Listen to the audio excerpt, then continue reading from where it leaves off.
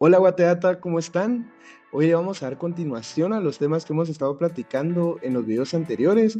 Vimos un poco de la vida de un ingeniero de datos, cuáles son los diferentes roles que podemos tener en el área de datos y pues un montón de conceptos en general que un ingeniero de datos debe dominar. Una persona que está metida en el área de datos debe dominar. Hoy vamos a ver uno de esos que son de los más importantes, que son las bases de datos transaccionales y las analíticas. Vamos a verlas con ejemplos claros para que sea más fácil entender para qué se usa cada una y como que un poco de la idea general de cada una, más que todo.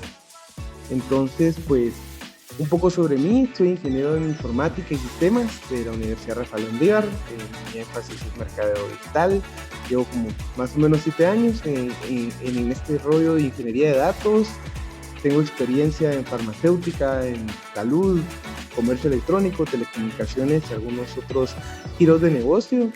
He tenido la oportunidad de trabajar con empresas de manera internacional por todo el mundo, de diferentes tamaños, lo cual me ha dado la oportunidad de trabajar muchos temas en esta área de ingeniería de datos. Soy uno de los fundadores también de esta comunidad que ustedes pueden ver aquí de Batedata. Estoy certificado en Azure para ingeniería de datos y próximamente también en AWS. Formo parte de los alumnis tanto de Huawei de Sister Future como de IASEC. Y en lo personal, algo que me gusta mucho es cocinar, asar carne y tocar guitarra. Eso es un poco sobre mí nada más, una idea.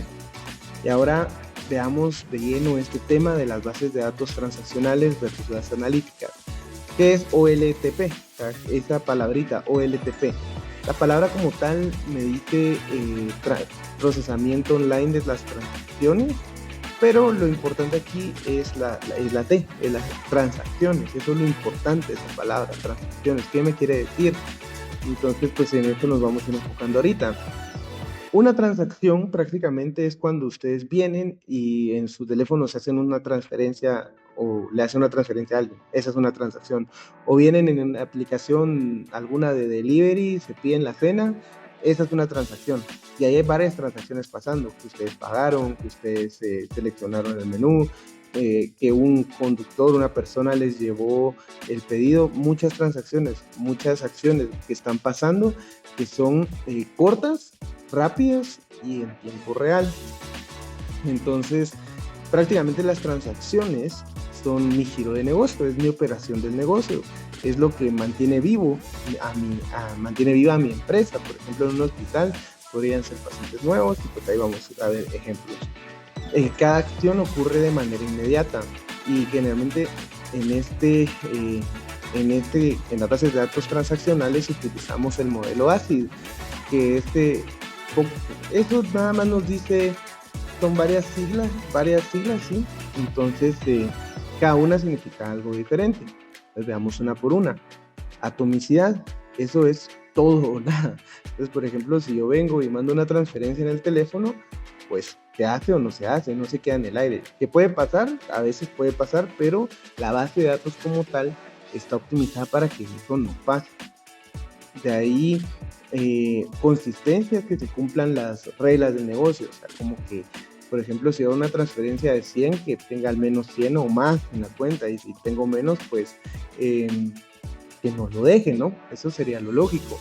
O, por ejemplo, que no pueda transferir a una cuenta bloqueada, o sea, ese tipo de cosas, o que o al momento de yo venir y comprar algo que mi tarjeta no esté bloqueada, hay muchas cosas que al final también nos va a ayudar este principio de consistencia. Aislamiento, que no se mezclen las operaciones. Esto quiere decir, por ejemplo, si ustedes compran una ensalada, que de la nada les llegue un burrito, porque de la nada el sistema mezcló todas las órdenes y no se sabe de quién es cada cosa. Entonces, un sistema puede estar siendo utilizado por muchas personas al mismo tiempo y cada transacción, cada operación es independiente. Entonces, ninguna debe ser afectada por la otra. Entonces, de ahí la durabilidad es que una vez confirmada la transacción, que yo pueda ver en el teléfono, ok, esas son todas las transferencias que he hecho en, en, en el mes, o por ejemplo, que yo pueda ver todos los pedidos que he hecho a lo largo de toda la historia que he utilizado esta aplicación. Ahora, ¿cuáles son esas características principales que vemos en una base de datos transaccional? Primero, lo que platicábamos que es ACID, que prácticamente este principio, esta idea, es que evitemos errores para que no tengamos clientes molestos, que no tengamos esos problemas de que los clientes ven raros los datos en su aplicación, como que esto no, o que ya no están, por ejemplo. La segunda es concurrencia, que haya muchas transacciones pequeñas y rápidas, lo que platicábamos de que estas bases de datos son para darle soporte a la operación del negocio. Entonces, van a tener muchísimas cosas pasando al mismo tiempo y en tiempo real, así, súper rápido. Y están optimizadas para una escritura rápida, porque por ejemplo cuando ustedes hacen un pedido o cuando revisan hacen una transferencia nueva o van al hospital o por el estilo, la idea es que se registre información rápido, o sea, muy rápido. Esas son algunas características en OLTP. Ahora, en cuanto a algunas herramientas como esas marcas que tenemos, como si fueran marcas para playeras, para zapatos, pues también tenemos algunas opciones en bases de datos transaccionales. Se les conoce a estos como motores de bases de datos, pero al final también son como nuestras marcas, digamos. Una de esas es MySQL, tenemos también PostgreSQL, que en los últimos años ha tomado mucha fuerza, Oracle y Microsoft SQL Server. Esas son algunas opciones y hay muchísimas más, hay un montón más. De ahí los ejemplos que involucran bases de datos transaccionales, ya lo vimos, retiros, depósitos de cuentas bancarias, las aplicaciones de delivery, en aerolíneas, cuando ustedes compran un boleto de avión, ustedes esperan que ese boleto esté ahí, que lo vuelven a buscar y que se ejecute la compra con éxito y que les haga el débito solo una vez, por ejemplo. Ahí vemos algunos ejemplos de bases de datos transaccionales.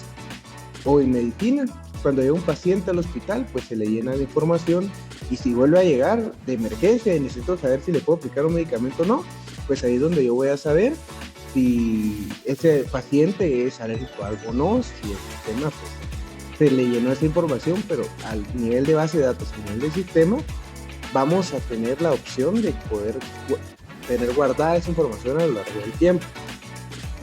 Ahora bien, moviéndonos a las bases de datos analíticas, vemos que la única diferencia entre OLTP y OLAP es una letra, es T o el A. En este caso, estas bases de datos son analíticas, no son transaccionales, no se enfocan en la operación del negocio, sino se enfocan en la estrategia del negocio, a responder preguntas del negocio. Por ejemplo, que yo quiera saber cuánto he vendido en el último mes, o cuáles son los productos que más se venden en el año. Ese es el tipo de preguntas que van a responder. Si se dan cuenta, no son servir una operación de negocio, sino es más que todo ver hacia dónde va el negocio, tomar decisiones basadas en datos. Estas bases de datos les dan soportes en sistemas orientados a consultas analíticas, generalmente con grandes volúmenes de datos. No se busca que sean en tiempo real, algunas sí, algunos escenarios sí, pero la gran mayoría no lo son. Suelen trabajar con datos mucho más desnormalizados, se le conoce, pero para no hacerlo más complejo, digamos, son datos menos limpios. No es como una tabla de Excel toda linda que tiene toda la información bien estructurada del cliente A, compró el producto B en la fecha tal, sino es un poco más desorganizado. Y eso es normal, eso está bien, porque para las bases de datos estas no funcionan. Entre algunas opciones que tenemos en bases de datos analíticas son los data lake, por ejemplo, que son pues una de las opciones que tenemos en bases de datos analíticas, también data warehouse. Este tipo de herramientas no las vamos a analizar hoy, solo es empezar a escuchar esas palabras, esos conceptos que eventualmente vamos a abordar, pero como tal no es la idea de hoy de entender qué es cada una, solo que son algunas de las opciones que tenemos en bases de datos analíticas. Ahora, ¿cuáles son algunas características principales en las bases de datos analíticas? Es que van a ser un poco más complejas a nivel de cómo las vamos a usar. No es tan sencillo como registrar un pedido nuevo, sino es venir y analizar todos los pedidos del año, por ejemplo. Las segundas que están optimizadas para consultas, o sea, sistemas optimizados para responder estas preguntas, no para escritura masiva. Y la tercera es baja concurrencia, que no están diseñados para tener muchos usuarios al mismo tiempo, sino más que todo tener gente de gerencia, tener personas que les sirve analizar información para tomar decisiones. Entonces, están más optimizadas para este tipo de personas. Ahora, ¿cuáles son algunas de esas marcas, esas opciones que tenemos en el mercado para implementar bases de datos analíticas? Snowflake, Google BigQuery, Amazon Redshift, Cassandra. Esas son de nuevo algunas opciones que tenemos de bases de datos, cada una con sus pros, con sus contras, con su forma de funcionar internamente. Esas son algunas opciones y hay muchísimas más. También cada día hay más opciones porque la analítica, este tipo de base de datos son el soporte para construir sistemas de inteligencia artificial. Ahora, algunos ejemplos que involucran bases de datos analíticas, por ejemplo en ventas, que tengamos comparar versus el año pasado, qué tanto más o qué tanto menos he vendido. O en marketing, ver cómo se están comportando mis clientes. Tal vez los clientes les dejó de gustar el producto A o el servicio A y están yéndose a comprar más el B. O por ejemplo, cuando nos damos cuenta que cuando compran el producto X, también compran el producto Y. Como ir viendo todas esas relaciones de, ok, bueno, este tipo de cosas y ver cómo llevar promociones atractivas a nuestros clientes. En finanzas, detectar patrones de fraude, por ejemplo, que las transacciones del banco no vayan acorde a las declaraciones de impuestos, por ejemplo. Este tipo de cosas nos pueden servir para analizar la información. O en la medicina, predecir enfermedades. Tengo la información de todos los pacientes, entonces yo puedo ver cómo estaban los pacientes y cuál fue el desenlace de cada paciente, basado en sus características. Entonces ya con toda esa información a un paciente nuevo yo le puedo decir, mire, usted acorde a todos los pacientes que hemos tenido, pues es propenso a desarrollar la enfermedad A, B o C, o que su desenlace sea el X o sea el Y. Entonces, pues se pueden tomar decisiones basadas en datos también en la medicina gracias a las bases de datos analíticas. Y de nuevo también nos sirve para fármacos, para entender el mercado y más cosas en el área de medicina, salud también. Una pequeña comparación, solo para recapitular, el propósito de las bases de datos transaccionales son la operación del día a día. Las de las analíticas es analizar la operación del negocio, pero para decisiones, no registrar operaciones, sino analizarlas.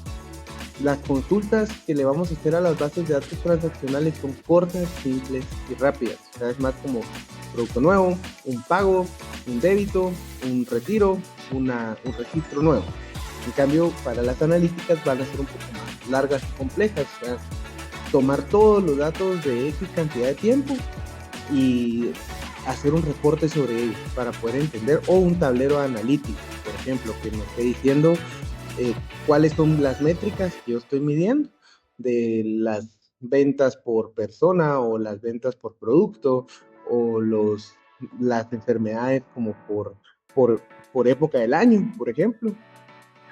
Ahí en diseño, al momento de diseñar una base de datos transaccional, el diseño está optimizado para su escritura, no para la lectura, en comparación a las analíticas, que esas están optimizadas para la lectura. Y en cuanto a ejemplos, pues pudimos ver, las transaccionales son más como para cajeros automáticos, registros de operación de negocio. Y pues las analíticas son más para análisis de información, análisis de datos. Por ejemplo, los tableros, ¿no? Ahora, ¿cómo se relaciona una con la otra? ¿Cómo se relaciona una base de datos transaccional con una analítica? Por ejemplo, en una transaccional vamos a tener todas las ventas del día a día, del mes, por ejemplo, de todos los productos que vendí. Y en la analítica vamos a tener la información de todas las ventas de los últimos 10 años, por ejemplo. En la transaccional voy a registrar los pedidos nuevos y voy a dar recibimiento a mis clientes. En la analítica voy a entender a mis clientes. Ahí es donde yo voy a venir y analizar toda la información que se ha generado a lo largo de los años. Por ejemplo, otra opción que también tenemos para bases de datos transaccionales y analíticas, siempre siguiendo lo de una tienda en línea, es las farmacias que también tienen tiendas en líneas, pues también pueden hacer lo mismo. La página web va a servir como la transaccional y va a estar relacionada a la base de datos transaccional, y después un sistema interno me va a permitir analizar la información de todas las ventas que se han generado de fármacos y poder prepararme también, por ejemplo, a nivel de inventario, saber que para diciembre necesito X cantidad de la medicina Y, por ejemplo. Entonces, ahora bien, ¿cómo es que yo hago este movimiento de información de una base de datos transaccional a una base de datos analítica? Tenemos dos procesos, es ETL y ELT, pero estos procesos, estos conceptos son para el siguiente video. Así que pues a mí no me queda nada más que decir. Muchas gracias por estar aquí. Si quieren ser speakers o quieren unirse a la comunidad, abajo pueden ver los enlaces en la descripción y son bienvenidos. Muchas gracias, Guateata. Feliz noche.